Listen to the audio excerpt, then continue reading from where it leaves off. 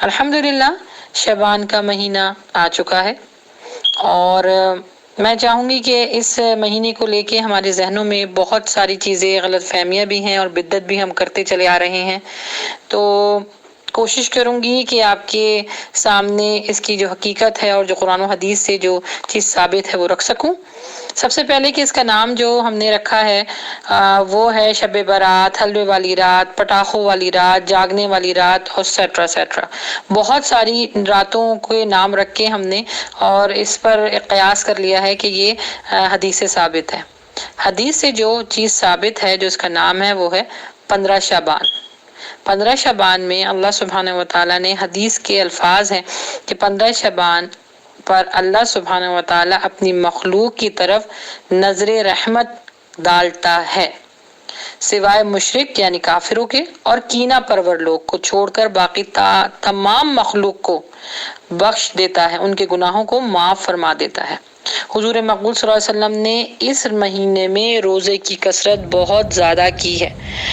حضرت عائشہ سے اور ام سلمہ سے یہ چیز روایت میں ملتی ہے، حدیثوں کے الفاظ ہیں کہ حضور مقبول صلی اللہ علیہ وسلم شعبان کے روزے اتنے کثرت سے رکھتے تھے اور دوسرے مہینوں میں سوائے رمضان کے حضور مقبول صلی اللہ علیہ وسلم کو اتنے روزے رکھتے ہوئے نہیں دیکھا گیا۔ یعنی اس کا مطلب یہ نکلتا ہے کہ شعبان کے روزوں کی بہت اہمیت ہے، حضور مقبول صلی اللہ علیہ وسلم بہت باقاعدگی سے رکھتے تھے۔ دیکھیں پھر اس چیز سے ثابت ہو گیا اس حدیث سے کہ اس میں روزے رکھنے کی فضیلت ہے۔ اب اس میں یہ کہ حلوہ پکایا جائے، روٹی بنائی جائے، لوگوں کے گھروں میں بھیجا جائے، نئے کپڑے سلوائے جائیں اور عبادتیں، دیکھیں عبادت جو ہے اللہ سبحانہ وتعالی نے اپنی مخلوق پر ہر رات رکھی ہے۔ ہر رات اللہ سبحانہ وتعالی ندا فرماتے ہیں، رات کے تیسرے پہر میں جو فجر کا پہر لگنے والا ہوتا ہے اس میں اللہ سبحانہ وتعالی ندا فرماتے ہیں، یعنی تہجد میں کہ کوئی ہے مجھ سے مغفرت طلب کرنے والا میں اس کو دوں گا۔ تو کسی ایک رات پہ قیاس کر کے ہم یہ ساری سال کی عبادت کو نہیں چھوڑ سکتے کہ اب شب برات آئے گی، شب معراج آئے گی تو اس میں ہم دعائیں مانگ لیں گے اور مغفرت طلب کر لیں گے۔ اللہ سبحانہ وتعالی نے جن جن چیزوں کی حقیقت بتائی ہے وہ قرآن پاک میں ہے، حدیث سے ثابت ہے، تو اس میں روزے رکھنے کی بہت زیادہ اہمیت اور فضیلت ہے۔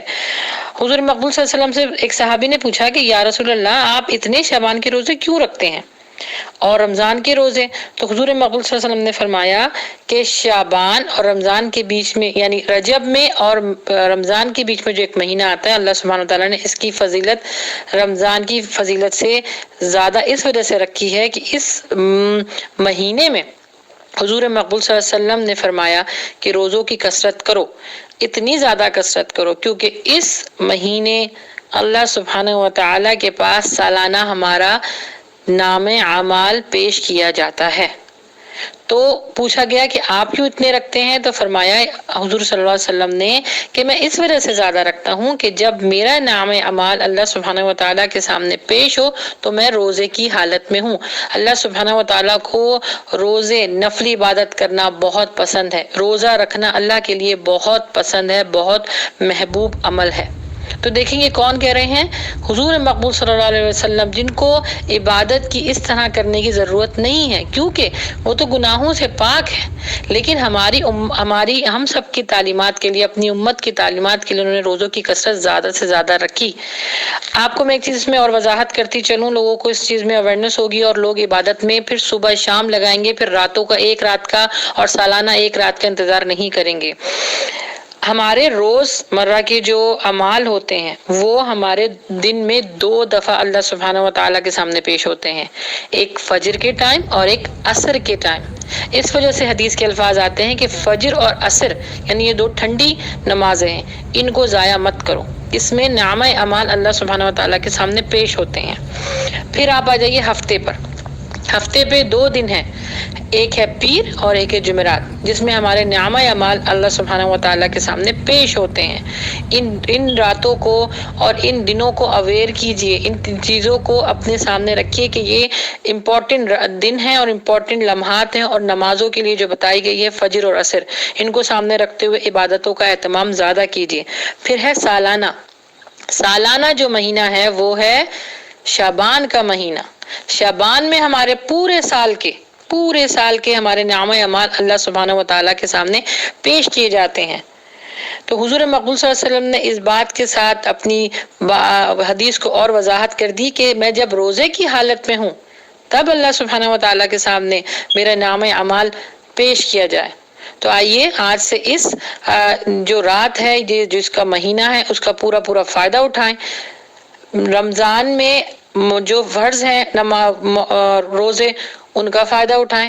یہ نفلی عبادت ہے۔ یہاں پہ ایک چیز کی تاکید اور علماء فرماتے ہیں کہ شعبان کے روزے حضور مقبول صلی اللہ علیہ وسلم تو نمازوں کی کثرت کیا کرتے تھے، روزوں کی کثرت کیا کرتے تھے، ان کے تو پاؤں مبارک سوج جایا کرتے تھے۔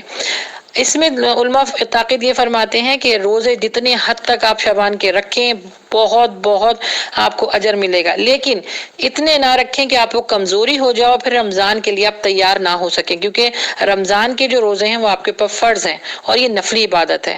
تو نفلی عبادت اپنی استطاعت کے، اپنی حالات کے اعتبار سے آپ کر سکتے ہیں، لیکن حضور مقبول صلی اللہ علیہ وسلم نے اس مہینے روزوں کی کثرت یعنی عبادت کی کثرت کو زیادہ اہمیت دی ہے۔ صرف ایک رات نہیں، 2 دن نہیں، 4 دن نہیں، آپ کو میں نے ہفتہ بھی بتا دیا، آپ کو ٹائم بھی بتا دیا اور آپ کو سالانہ بھی بتا دیا۔